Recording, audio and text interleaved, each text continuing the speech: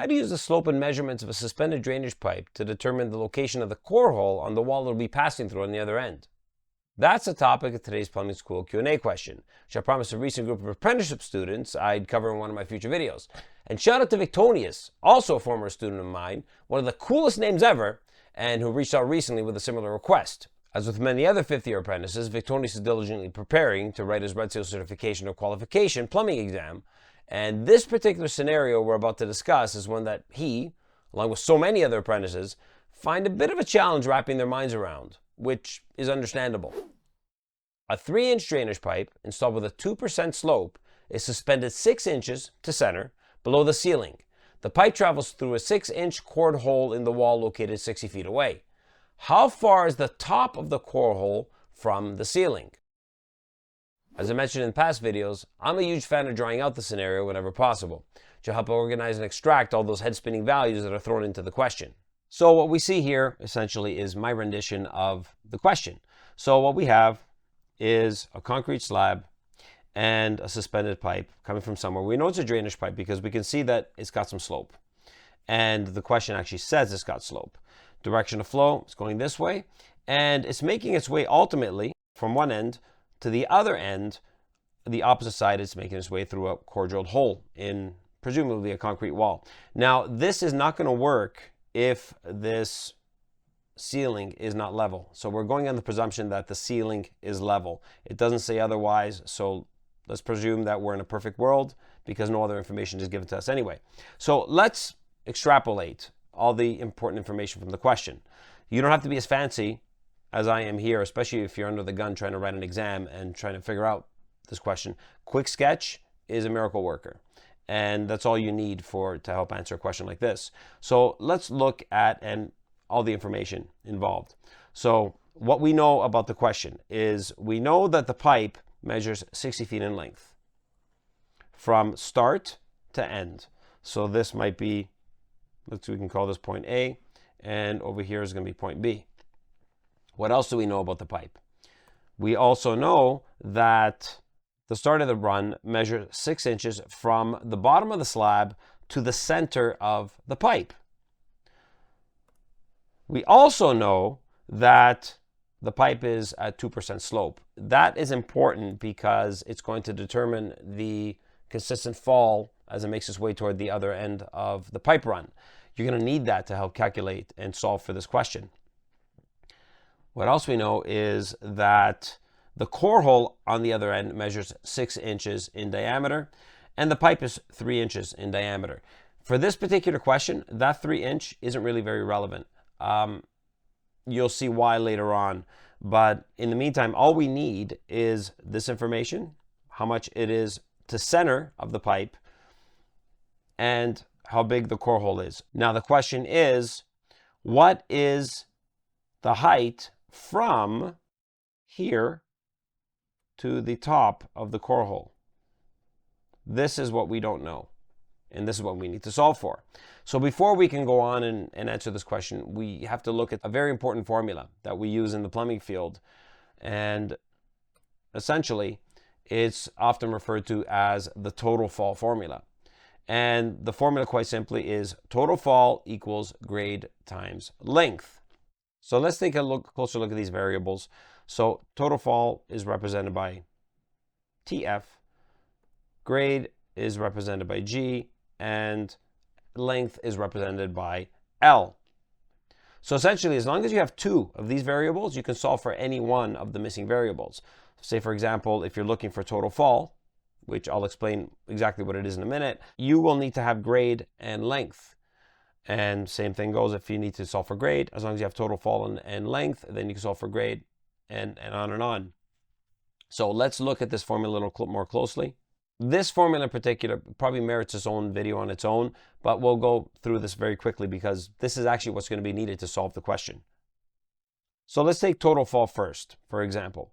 What total fall essentially is the difference in height or elevation, overall elevation, from the start of the pipe run to where the pipe run ends. That vertical distance is your total fall. That's how much the pipe has fallen at a consistent level from A to B. The next one, grade, is essentially the angle at which, or the consistent angle at which the pipe is sloping from point A to B. And usually it's measured in a ratio of some sort. It's going to be the ratio of rise to run, or so for every distance you go forward, you drop a certain distance and fall. We need grade for drainage piping. We have no choice because we're fighting gravity. That's how drainage works. Unless you're talking about something like a forced main or something like that that's driven by mechanical means like a pump. In most cases, we're fighting gravity. So you need that grade or slope to make sure that the drainage drains away properly. And then finally, probably the most obvious and simplest is L, which is the entire horizontal length across the pipe run from A to B. So those are the three variables. And again, as long as you have any two of these variables, you can solve for the third variable. Now, the cool thing about this formula is that we can put it in a certain format so that it's easy to understand. Actually, a colleague of mine likes to remember this as 2 friends get lucky. I'm kind of jealous I never came up with that one there. But whatever helps you remember it. So one way we can actually look at this is if we structure a formula like so. Total fall on the top, and then you've got grade and length at the bottom. Realistically, it doesn't matter which side grade and length are on, because if you structure your formula this way, all you need to do is cover up the variable that you're looking for and plug in the other 2 variables and do the math. When I say do the math, this is what I mean. So let's say, for example, that you're looking for total fall. So total fall is sitting at the top, grade and length are at the bottom. What that means is that all you got to do is cover up total fall, and then you're going to end up with grade times length. And that's going to give you your answer for total fall. If you're looking for length, then we're going to cover up our length. And now your formula becomes total fall divided by grade. Same thing goes if you're looking for grade. You're going to cover your grade, and then you're going to take your total fall variable, and you're going to divide that by whatever length you've come up with. So that's essentially how the total fall formula works. So let's go back to our scenario. And what we need to do is apply our total fall formula.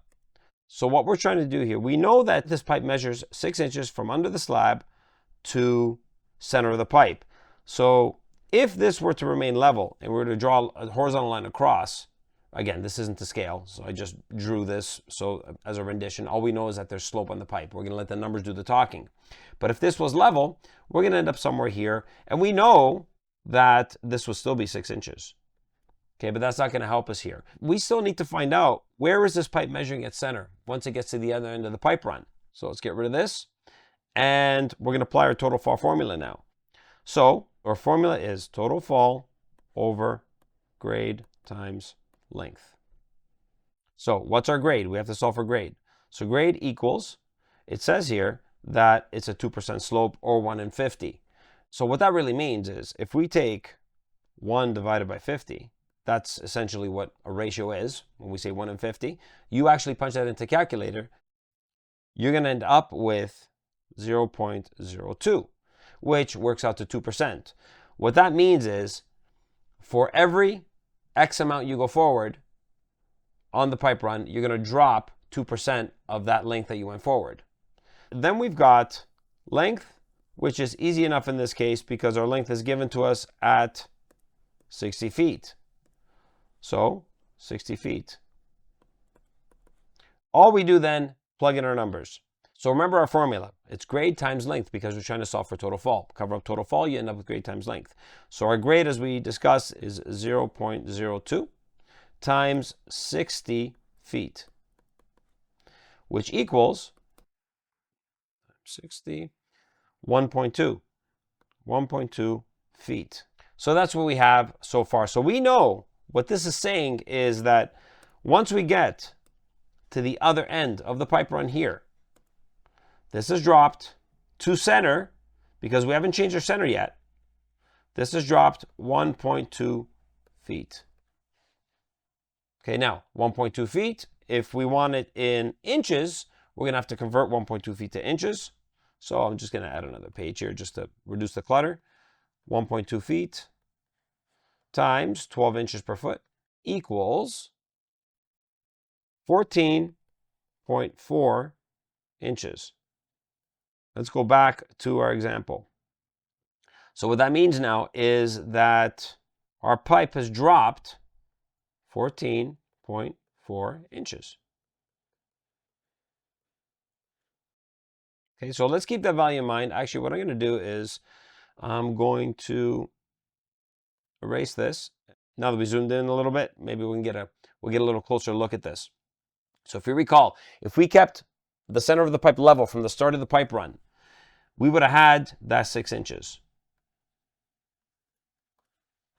Okay, however, because of our total fall formula, we know that we've dropped another 14.4 inches to center, because that's what our total fall formula said. And by the way, that's why I converted it to inches and I didn't leave it in feet, because it's easier to add to the existing inches that we have. So what that means is our 14.4 inches plus our 6 inches will give us 20.4 inches to the center of the pipe, roughly here. The question isn't what is the center of the pipe, though, once you get to the end of the pipe run. The question is, what is the measurement to the top of the core hole from underneath the slab? Okay, so we establish our new baseline here of 20.4 inches. We know that the core hole is 6 inches in diameter. Because the pipe is centered to the core hole, it should be centered to the core hole, you know that all you need to do is take the radius of that core hole, because again, when you measure center to center, that's always the best way to measure when you can, because when you keep things centered, regardless of the diameter of whatever you're comparing against, it's irrelevant, because center is always center no matter what. So our center of our 3-inch pipe, and again, 3 inch doesn't matter in this case, okay, so don't let that get to you. There are specific scenarios where you might have to factor in the diameter of the pipe. We'll do an example later on to show you what I mean. So you're going to take the center of the core hole, which is centered to the 3-inch pipe, and you're going to find out what the radius is, because you want to know what it is to the top of the core hole. So what you're going to have to do is, even though you got 24 inches here measuring to the center of the pipe, which is also the center of the core hole, you need to subtract that radius to get to the top of the pipe here. So we know that we have to get from center of the core hole to the top of the core hole. And then we're going to have to subtract that amount from our total fall. So the formula for radius equals diameter divided by 2. Therefore, our radius equals our diameter 6 inch divided by 2 will give us 3 inch. Okay, and this is where some people get tripped up, because remember, always remember your baseline where you are. You're sitting here at 20.4 inches. We established that because you started with 6 inches, you dropped 17.4 inches, and that's what you're sitting at. You have to add that amount.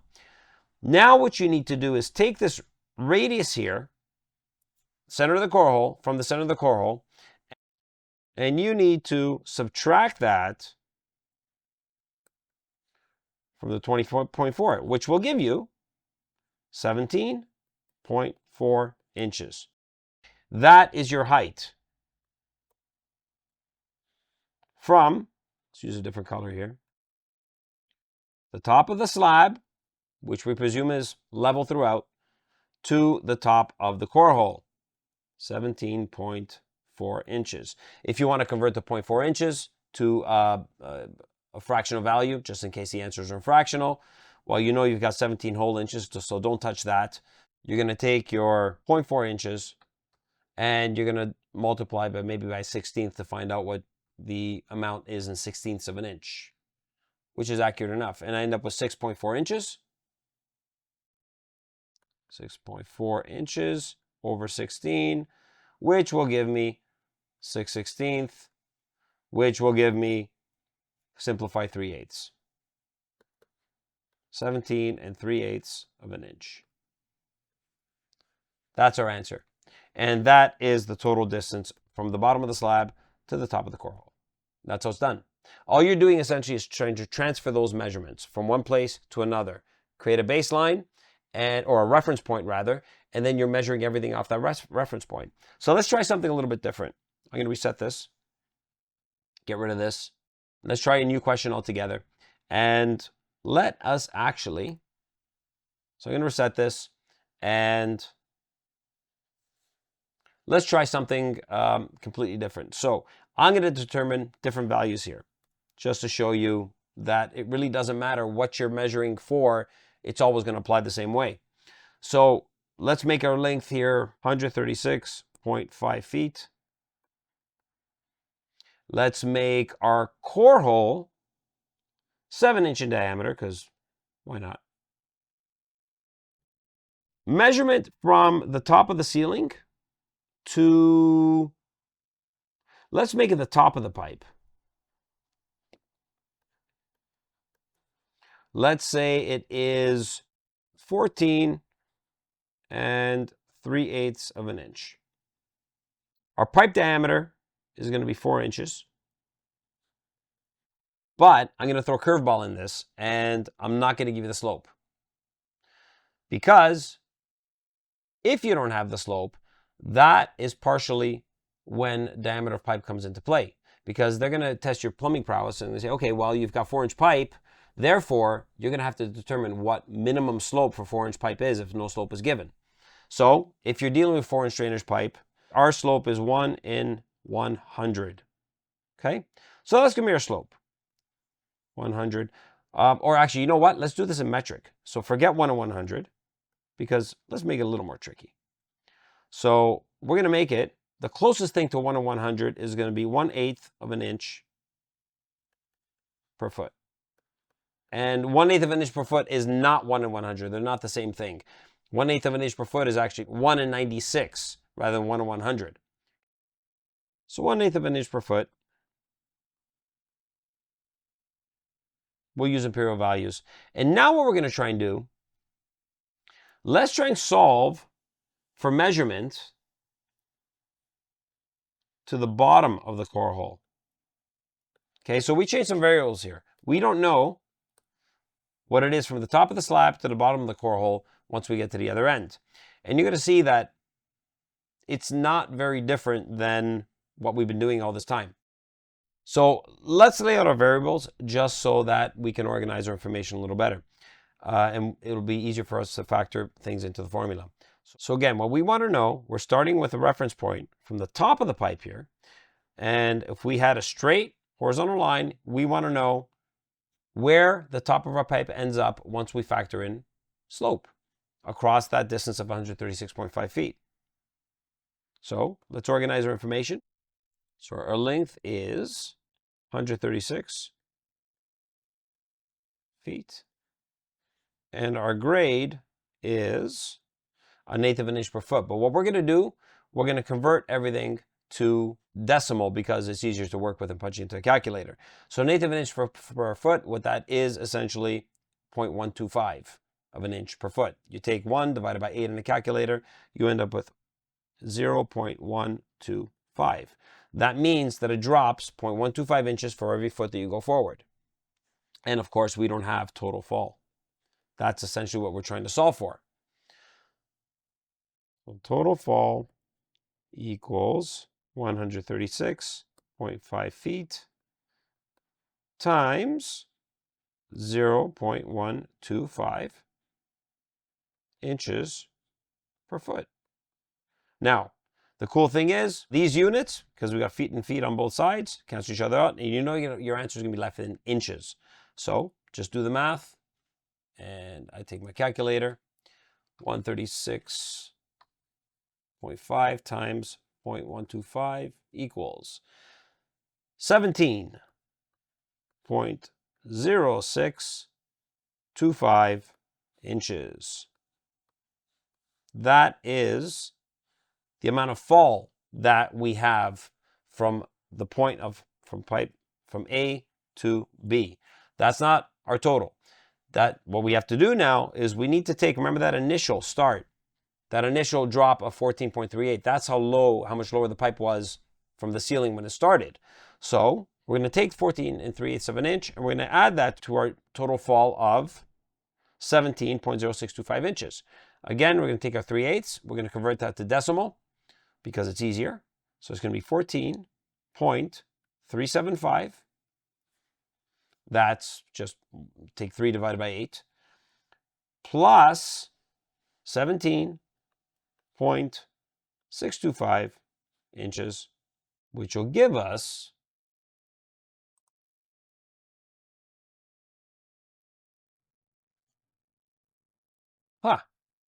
interestingly, exactly 32 inches. That's how much this pipe has fallen from the slab to the top of the pipe. Okay, so let's look at this a little more closely. I'm going to zoom in a little bit. So again, our core hole is 7 inches in diameter. Here's where things are a little bit different, a little more tricky than the last question that we had. We want to measure to the bottom of the core hole because that's just what I arbitrarily chose. We know that the pipe is 4 inches in diameter. Okay, and that's going to come into play here, not only for knowing minimum slope of 4 inch, but also because I gave you dimensions to the top of this pipe. Now, notwithstanding schedule thickness or anything like that, let's keep it simple and keep it as a 4 inch diameter. Realistically, it's going to be like 4.5 inch diameter. But let's keep things simple. So what you want to find out is what is the travel? You want to get from here to down here. Okay, you want to find out how much more you need to drop. From the top of the pipe, we now know is 32 inches from the bottom of the slab at NB, but you want to also know how much you're going to go there. So what we do know, the easiest way that I would do it is I would go to the center of the pipe here. So you know you have 4 inch diameter. So to get from here to here, you're going to have to drop the radius of that 4 inch, which you're going to have to drop 2 inches. So far we've got 32 inches plus 2 inch drop to the center of the pipe. And the reason why I dropped the center of the pipe, because that puts us on equal playing field with the center of the core hole. Again, when you measure center to center, always the easiest way to measure things and to compare things. So now that we've gotten ourselves to center, 32 plus 2 inches, we know that the core hole is 7 inches in diameter. Well, what's half of 7 inches? Because we want to get from here now to the bottom of the core hole, okay, which is the radius of the core hole. So 7 inch divided by 2 is going to give you 3.5 inches.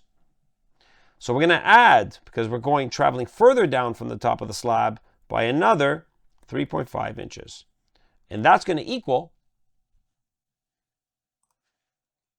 32 plus 2 plus 3.5, 37.5 inches from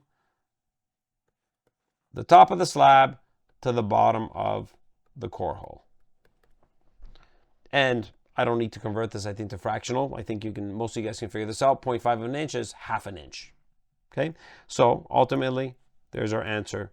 That's the answer that you'll be looking for on your multiple choice. 37.5 inch from the top of the slab to the bottom of the core hole.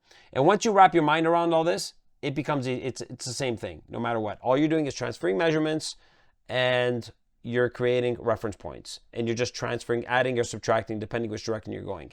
Again, I can't emphasize enough, if you draw it out, it'll make your life so much easier. It doesn't have to be anything fancy, just a quick sketch.